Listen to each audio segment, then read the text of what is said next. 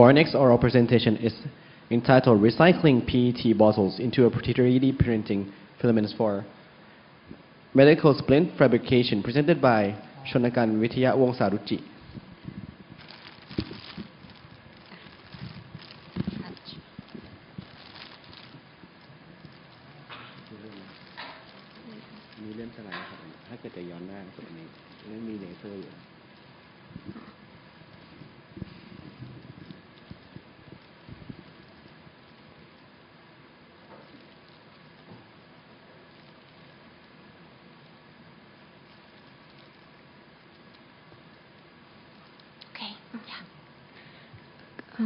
Good morning, judges and fellow researchers. Today, I'm going to be presenting about recycling PET bottles into 3D printing filament for medical splint fabrication.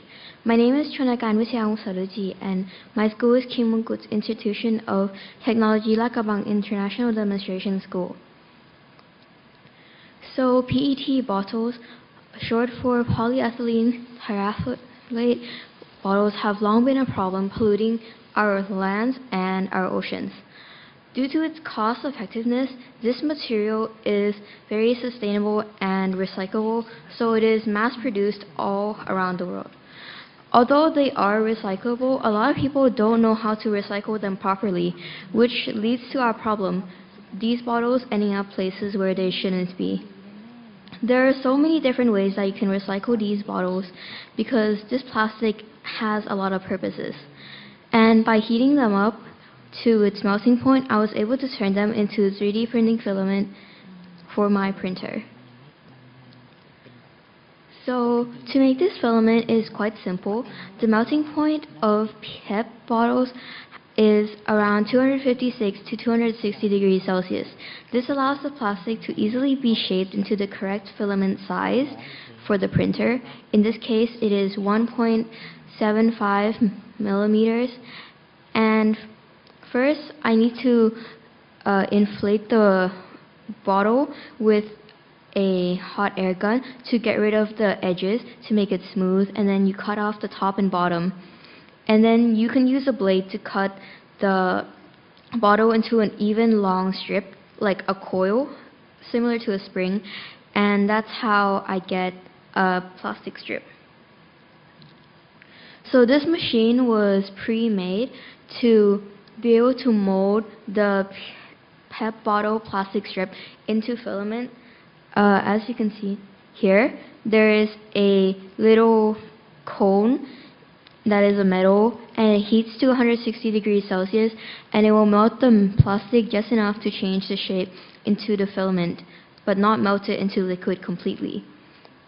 There's also a motor here and here that will pull the plastic through this.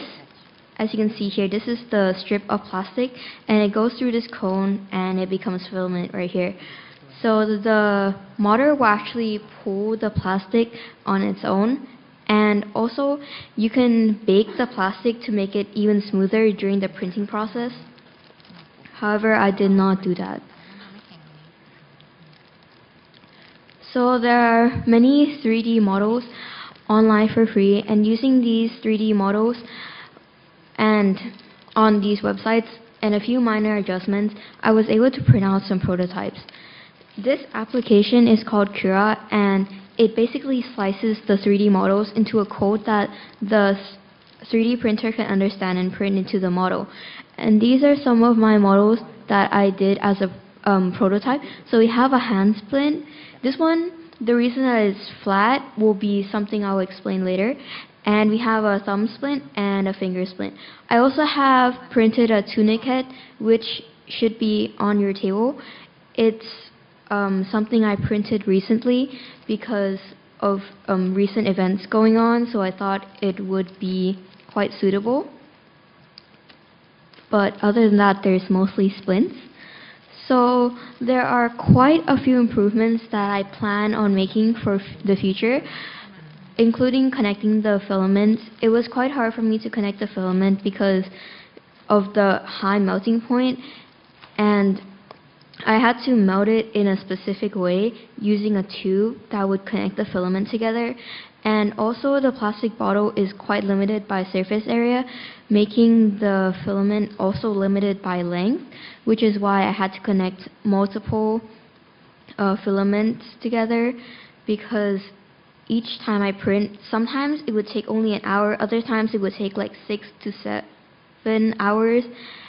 And also another thing I noticed while doing my trial and error was setting the right temperature, because the melting point is not the same as normal filament, a bit higher.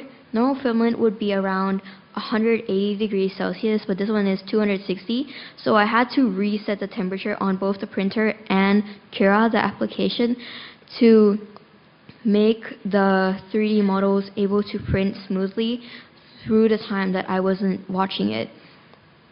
And lastly, something that I mentioned previously was why this prototype is flat, is because if you print a 3D prototype like this, it does require some support. There would be like support beams that I did take out.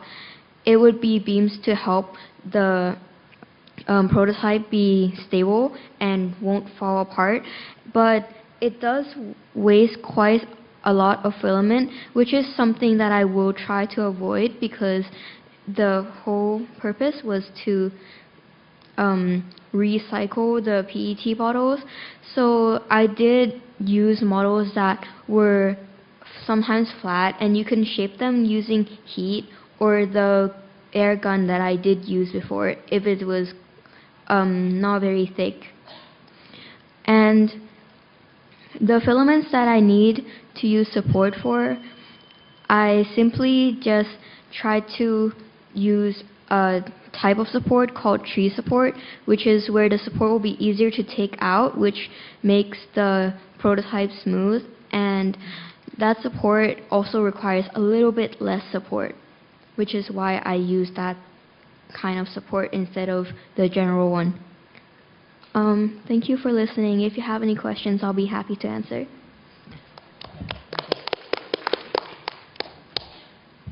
Thank you. That was a good model and your design.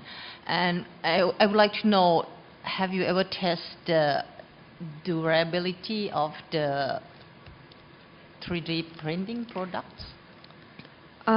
Is it easy? Like on real? It's breakable, or is it 100% PET, right? Yeah, it's 100% PET. It's directly from the bottle. So it really depends on the design and error and printing. Like there was one where it broke, but I didn't bring it. To be honest, yes. But the rest of them, it was fine, especially if you print thicker designs.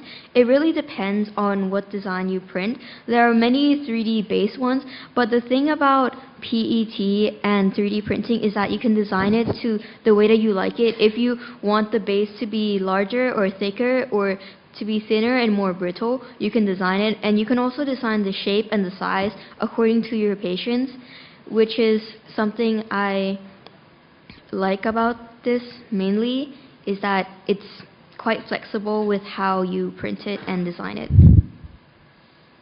Have you ever thought about the cost of the printing product and the way that you dispose the bottle? I mean, the cost of the two-way, because you want to save the waste, right? Yes.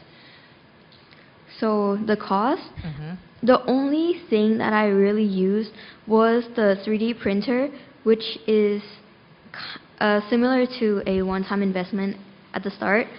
It costs, actually nowadays 3D printers don't have to cost that much.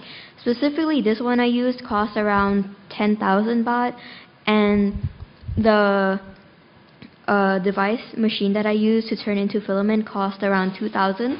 So the initial cost isn't that much, and PET bottles, you can actually get them for around a few baht per kilogram, or you can recycle from your own home, which was what I did for this prototype specifically. Do you have any more questions? Okay, thank you. Yeah, Have you considered any automate or mechanical solution to produce longer continuous filament lengths from recycled bottle? There's actually specific machines that you can get to make the. Are you asking about connecting the filament? Yeah. Yes, there's actually a machine that does connect PET filament specifically. However, I didn't buy it to show how, because all I needed was a lighter and a plastic tube. So I wanted to show how cost efficient and easy it was just by like a little bit of investment. So I did not invest a lot. However, if I plan to expand this, then I might invest in a filament connector. Okay. Thank you so much. Thank you so okay, much. Thank you.